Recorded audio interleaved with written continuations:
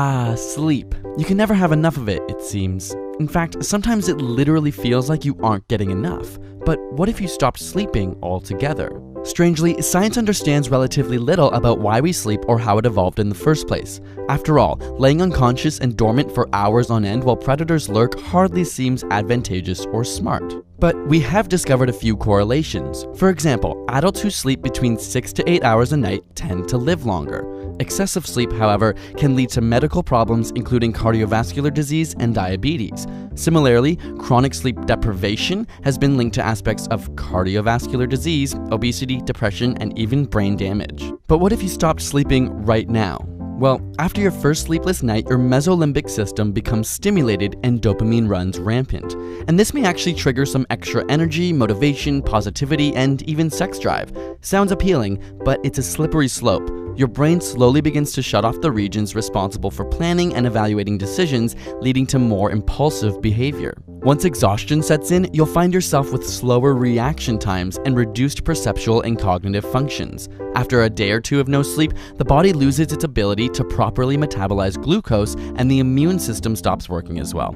In some cases, 3 days of no sleep has led to hallucinations. Care about how you look? Studies have shown a direct correlation between sleep deprivation and a person's perceived beauty.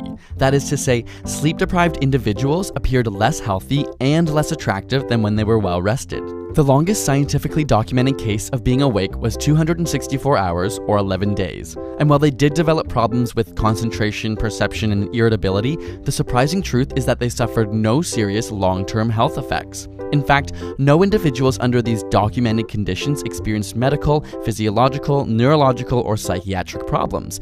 But there are limited studies, and this doesn't mean permanent damage couldn't be inflicted with more time. Sleep deprivation experiments on rats, for example, generally lead to death after about 2 weeks, but scientists aren't totally sure if they're dying from the lack of sleep or from the stress of constantly being woken up.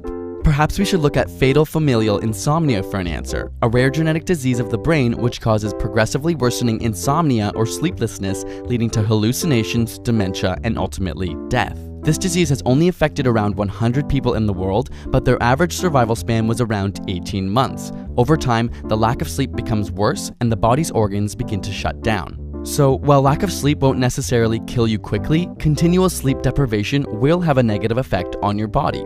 Sleep tight, but not too much.